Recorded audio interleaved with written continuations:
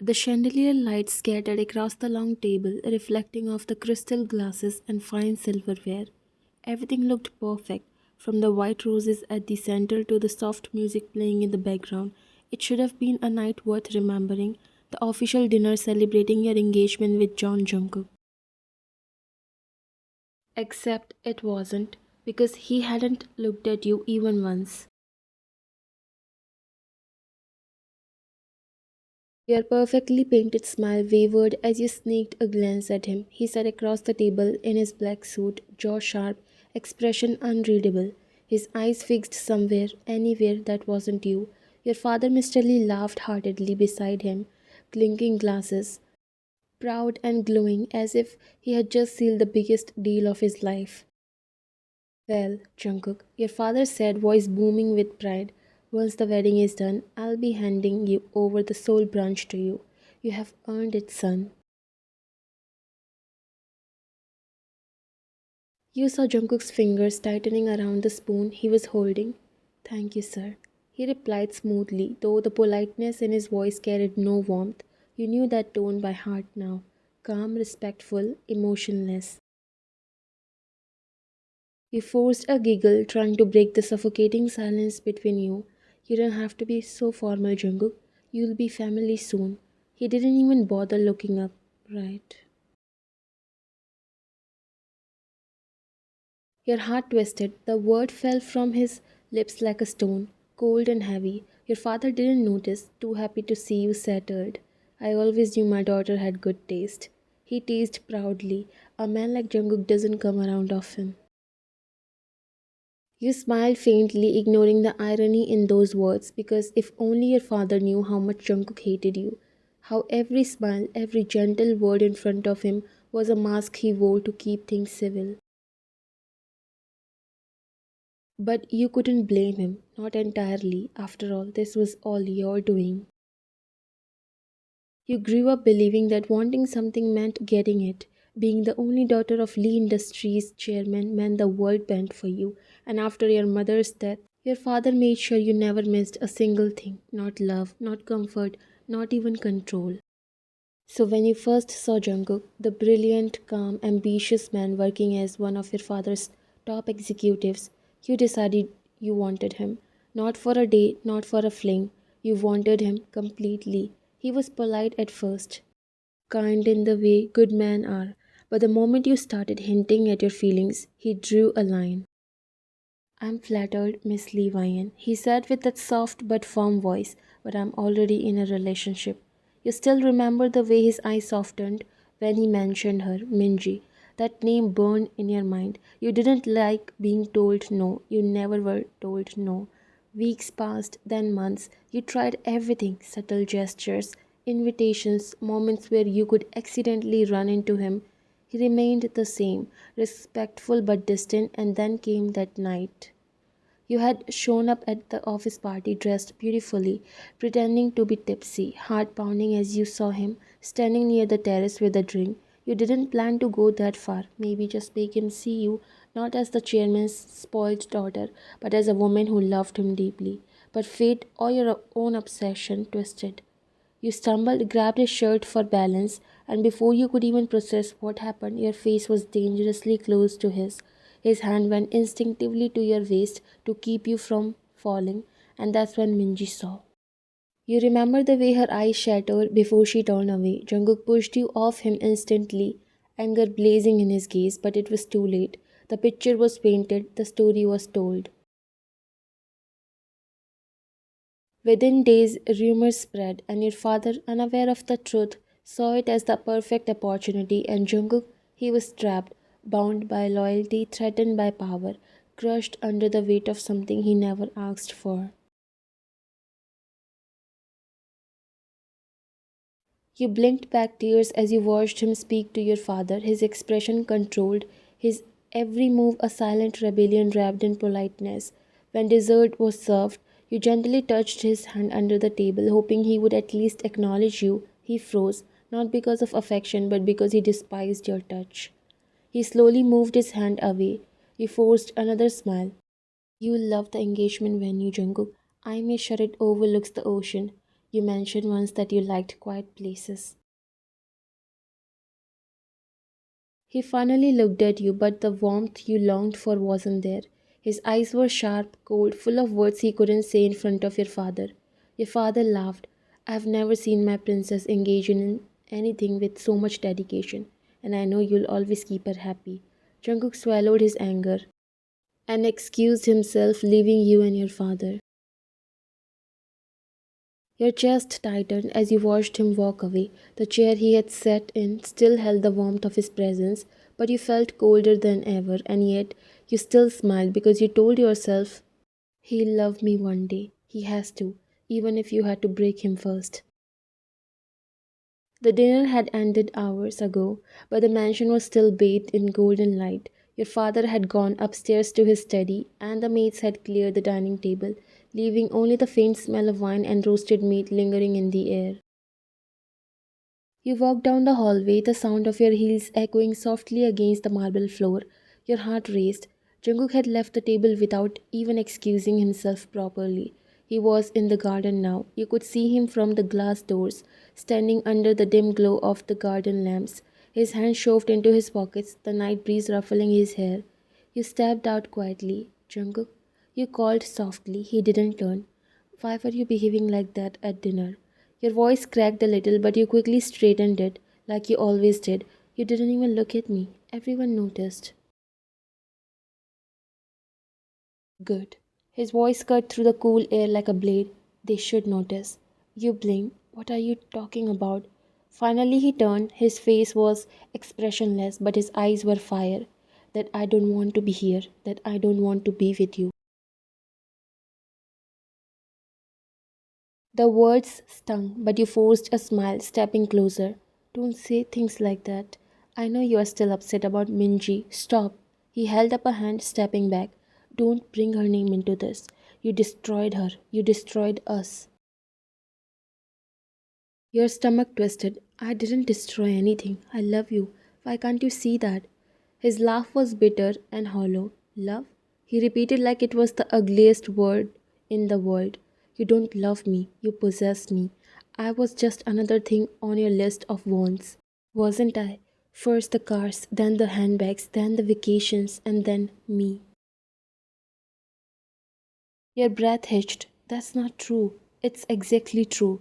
He stepped closer now, his voice low and sharp.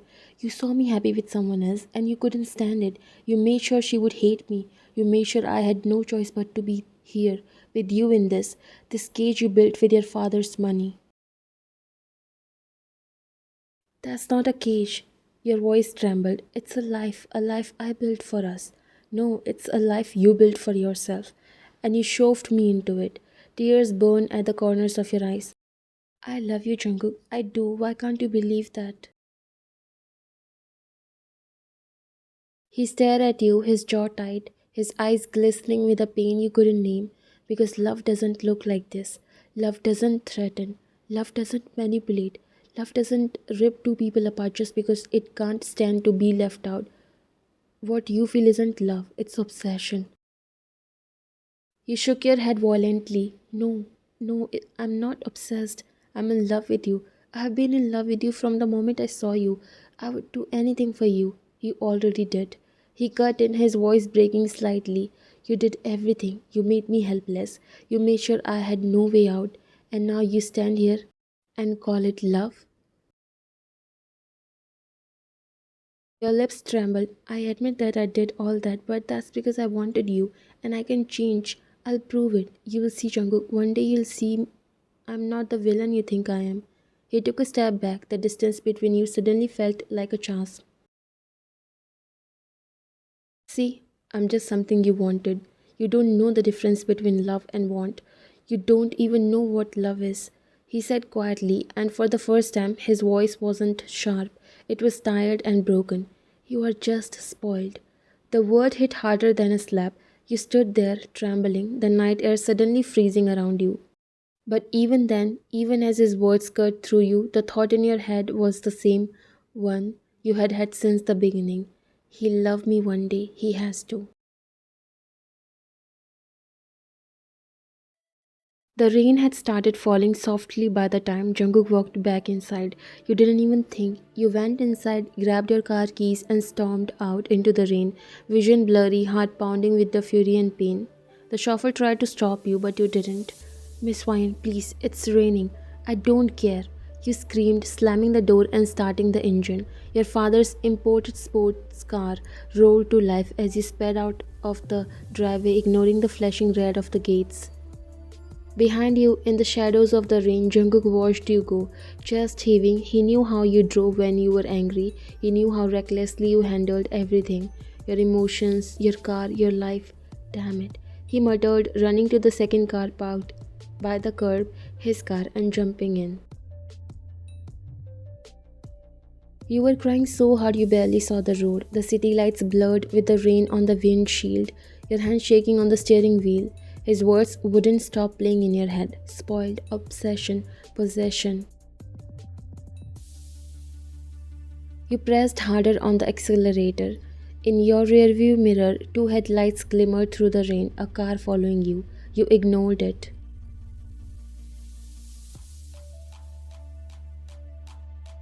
Jungkook's voice echoed in your head, but this time it was real. He was calling your name.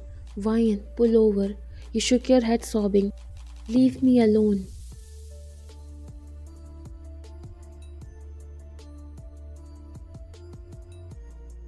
Please. His voice cracked through the rain. You are driving too fast. The road is wet. You'll skid. I don't care. You screamed, slamming your palm against the steering wheel.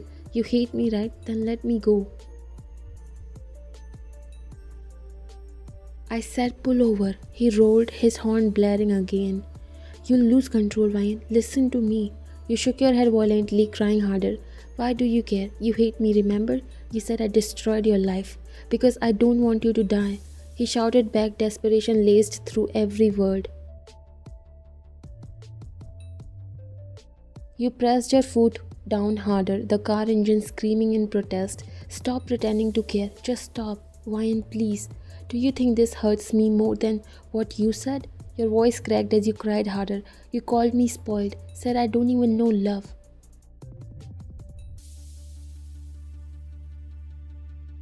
Said it because it's true. He yelled back, his car pulling closer, headlights reflecting harshly in your mirror. Because you have lost yourself, Ryan. Look at what you are doing right now. Then let me go. You screamed, your tears blurring everything. If my love disgusts you so much, then let me disappear. Ryan, leave me, Jungkook. But then you didn't see it. Through the rain, through the blur of tears, the massive truck swerving across the intersection, its horn blaring in warning. Your eyes widened, but too late. Ryan, suddenly your car jolted sideways as another vehicle slammed into it from behind. Not hard enough to flip it, but just enough to push it off the direct path of the ongoing truck. Everything happened in slow motion.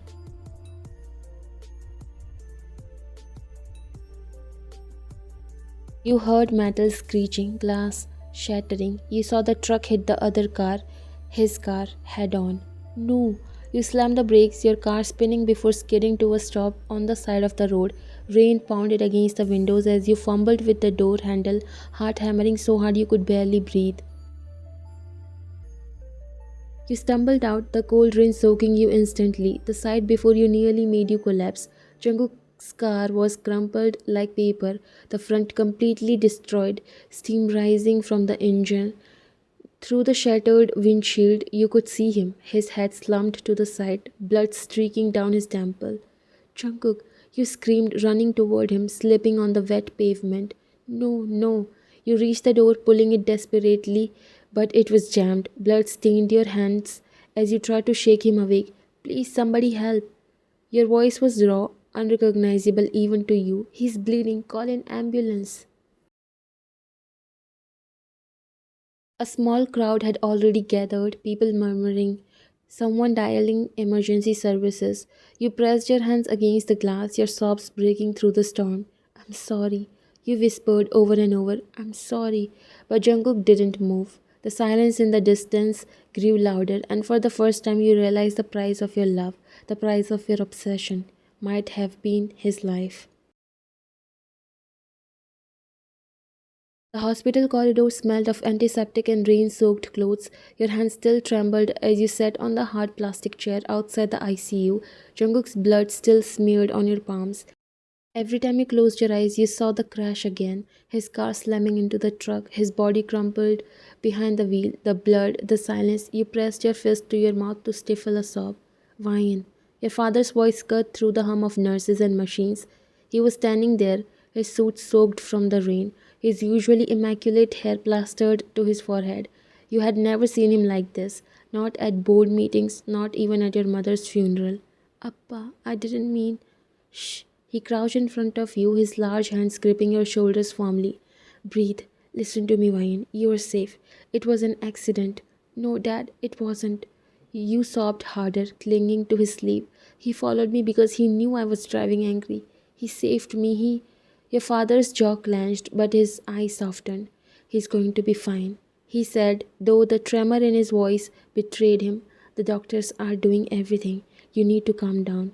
You nodded weakly, but tears kept streaming down your face. You had always been able to fix things, throw money at them. Call someone, make it disappear, but not this, not him. The double doors to the ICU opened and a doctor stepped out, removing his gloves. He is stable for now.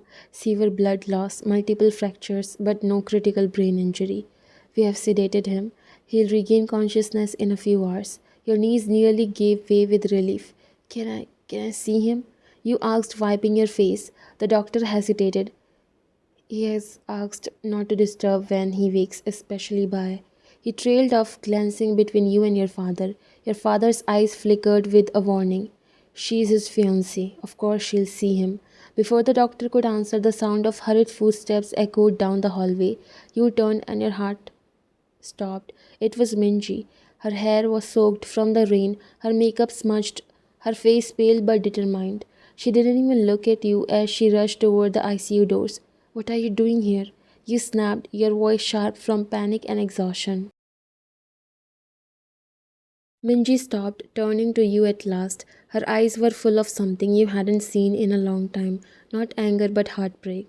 I saw the news, she said quietly. The accident. I couldn't just sit at home. Your father stepped between you. This is not the time, young lady. Dad, you whispered, clutching his sleeve. Make her leave. Before he could, the doors opened again. A nurse came out. He's awake. He's asking for someone.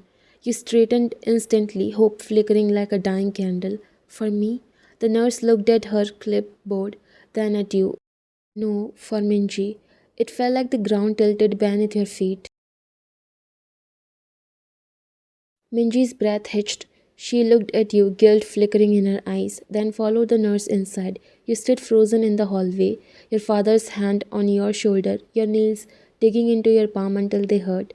Through the glass window, you saw him, Jungkook, pale, battered, bandaged but awake, turning his head weakly toward Minji as she entered. His lips moved. You couldn't hear what he said, but you saw the way her face crumpled, the way she rushed to his side, the way his hand, the same hand that always pushed you away, reached for hers.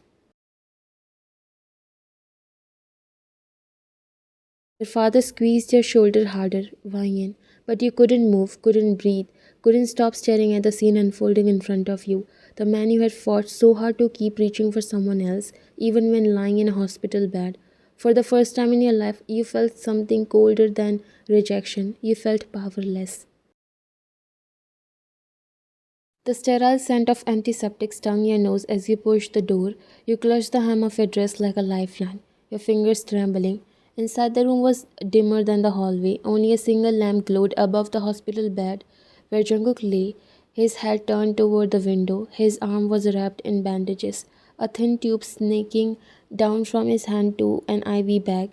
For a heartbeat, you just stood there frozen. The image of his car crumbled under the truck still burned into your mind. You swallowed hard. Jungkook? His eyes flicked toward you briefly before turning away again, as if the ceiling was more interesting than your tears. I'm fine, he said flatly, his voice hoarse. You don't have to look at me like that. You took a hesitant step closer, the click of your heels against the tile echoing. You're not fine. You, your voice cracked. Why did you do that? Why did you follow me? You could have just let me crash. It would have been easier for you, wouldn't it? Easier to finally get rid of me? He turned his head then, his dark eyes locking onto yours. They weren't filled with warmth, but they weren't entirely cold either. Something raw flickered there, something you had never seen. I can't do that, he said, the words coming out low, almost a growl. You blinked rapidly, your tears finally slipping free. You hate me. You have said it yourself. You said I destroyed your life, so why? Because no matter what you have done, Jungkook interrupted sharply. I'm not you, Ian. I'm not capable of watching someone die when I can stop it. Not even you, especially not you. Your knees nearly buckled at the sound of his voice. Not the anger, but the way it trembled at the edges. You stepped closer but stopped halfway, your hands twisting together. You could have just let me. I told you already, you don't know what love is. You see people as things you can keep. You see me as a possession, but he hesitated, his jaw tightening. I'm not going to let you die just because you ruined my life. I'm not like that. You were shaking now, your lips parting but no sound coming out. The soft rustle of movement behind you broke the tension. Minji, her presence had been a shadow at the edge of the room since you entered, rose from the chair where she had been sitting quietly. She had come running after the news of the accident had flashed on TV, just like your father. You had ignored her, too focused on Jungkook's pale face. I should go. Minji murmured softly, glancing at you and then at Jungkook. You two need space. But before she could take another step, Jungkook's voice cut through the room. No, don't go. You flinched as if you had been slapped. Minji froze, her eyes flicking to him in surprise. Jungkook?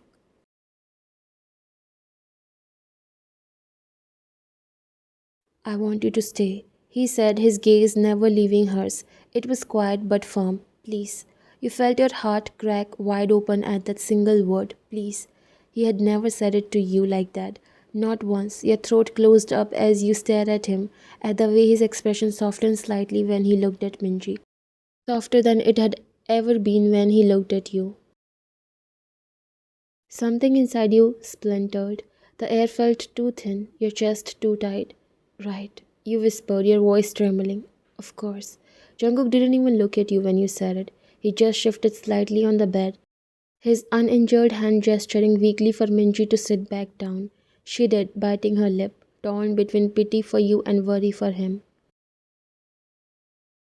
Your tears blurred your vision until the room swam.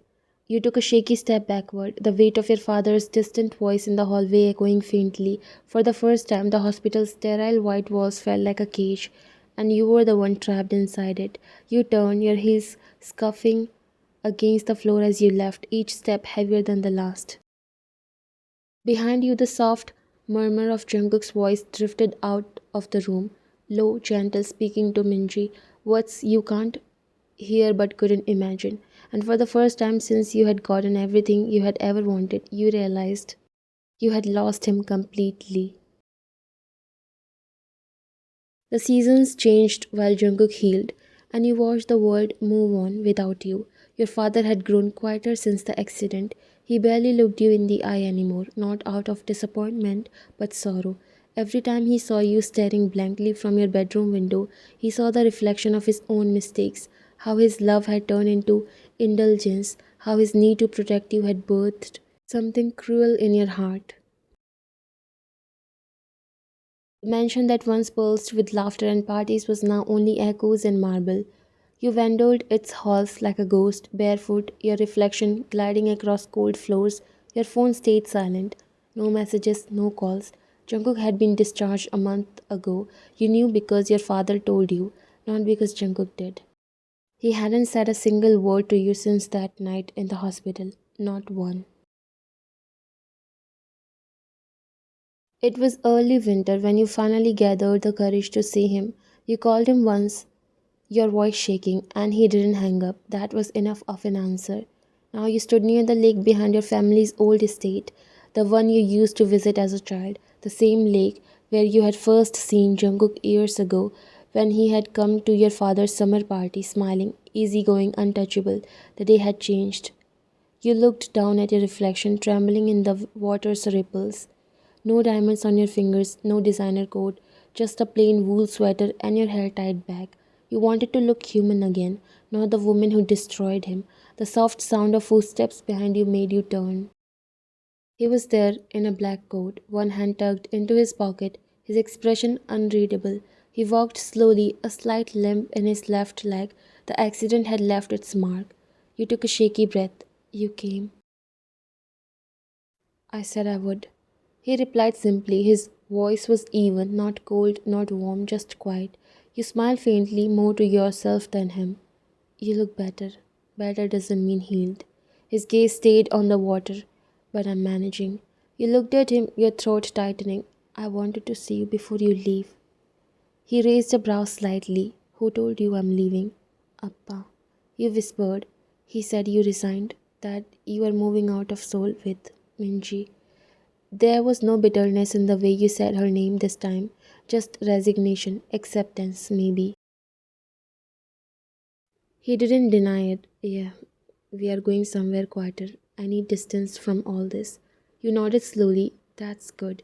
You deserve that peace. Silence stretched between you, the kind of silence that used to choke you, but now you let it linger. Finally, you spoke again, your voice low. You were right about me. Jungkook looked at you, finally meeting your eyes. About what? That I didn't know what love was. You let out a hollow laugh, one that faded too quickly. I thought if I wanted something badly enough, I could make it mine. That love was about keeping someone close, even if they didn't want to stay. Your voice cracked as you continued. But when I saw you lying there in that hospital bed, refusing to even look at me, I realized I never loved you right. I just wanted to own the only thing I couldn't buy. The confession trembled between you like a fragile flame. Jungkook didn't speak immediately. He just stared at you, at the woman who had once been the cause of his nightmares. And for the first time, she looked small, fragile, almost human. You can't undo what you did, Vian. He said softly. You broke things that won't ever go back to the way they were. You hurt people. I know. Your tears shimmered under the pale moonlight. I'm not asking for forgiveness. I just wanted to say sorry before you go. He exhaled a cloud of breath visible in the cold air. You think saying sorry makes it easier? No. You whispered, but it's the only truth I have left. For a long moment he said nothing. Then finally, hate isn't what I feel anymore. I thought it was, but it's not. It's just sadness. Your heart ached at the word. Then that's more than I deserve. You turn your face away, hiding the tears that kept falling no matter how much you tried to stop them. Goodbye, Jungkook. He looked at you for a long time, and there was something almost tender in his eyes, something that said, I wish things had been different. But he didn't say it, he just nodded once and turned to leave, the wind ruffling his hair as he walked away. You didn't call him back, you didn't run after him. For the first time, you let him go. Months later, news quietly spread that Jungkook and Minji had moved abroad. They opened a small cafe near the coast, somewhere far from Seoul's chaos. They didn't post pictures, didn't flaunt their happiness, but you knew he had found peace. Your father retired soon after, donating much of his fortune to charity. He told you one evening, his eyes soft, maybe it's time we start fixing what we broke, sweetheart. You smiled vaguely. Maybe it is. Now you spend your days working at an art foundation, helping children who grew up without love, the one thing you had too much of and never understood. Sometimes you drive out to that same lake. The air is crisp, the water still. You kneel by the edge, placing white lilies on the surface, watching them drift. Your voice is barely a whisper, maybe to yourself, maybe to the wind. I thought love was something you could win, something you could keep if you just wanted it badly enough. But love isn't about possession, it's about choice. You close your eyes, a faint, sad smile tugging at your lips, and I took his away. The lilies float farther until they disappear. The wind carries the last of your tears away, and for the first time in your life, you feel free. The ocean air was cool and salt sweet as Jungkook wiped his hands on a towel. The small cafe bell jingled in the background, a sound he had grown used to. Outside the horizon glowed golden, and the waves broke lazily against the rocks. He had learned to love the stillness here, the quiet morning, the smell of coffee. Jungkook, Minji's voice called softly from the counter. Someone left the morning paper on the door. There's something about Seoul's foundation work. I think you might want to see it. He glanced over. Foundation work?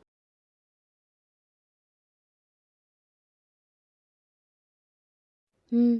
She smiled, handing him the folded newspaper. The headline said something about art therapy for unprivileged children. He took it, flipping it open absent mindedly until a familiar name stopped him cold. Fine John, the heiress who built a new beginning for others.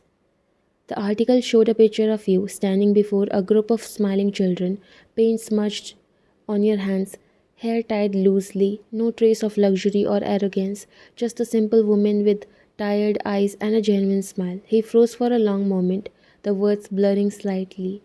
After years of silence, Wine John has dedicated her life to helping orphans and young artists. Her foundation funds education, counseling, and art therapy programs across Seoul. When asked why, she replied simply, because love deserves a second chance, even if I don't. Jungkook's fingers tightened on the paper. The cafe was quiet except for the soft hum of a song playing from the radio, one she used to love years ago. Minji watched him quietly, her expression unreadable. She changed. She said softly. He nodded slowly, his voice quiet. Yeah, she did. Minji tilted her head. Do you still know? He interrupted gently, shaking his head. Not like before. He folded the newspaper carefully, setting it aside. But I'm glad she found her peace. Outside, the sea breeze swept through the open window, carrying with it the faint scent of lilies. Jungkook's gaze drifted toward the horizon.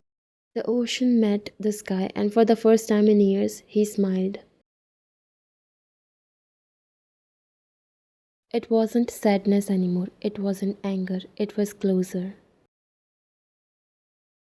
Later that evening, as the sun dipped below the horizon, he stepped outside, the last rays of gold warming his face.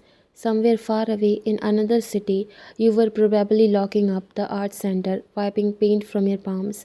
Different walls, different endings, but somehow both at peace. You were right, Ryan. He murmured under his breath, watching the tide roll in. Love isn't about keeping someone close. It's about letting them go and wishing them peace when they finally find it. And with that, the wind carried the last of your shared story away, not as tragedy, not as regret, but as something quietly, irrevocably human.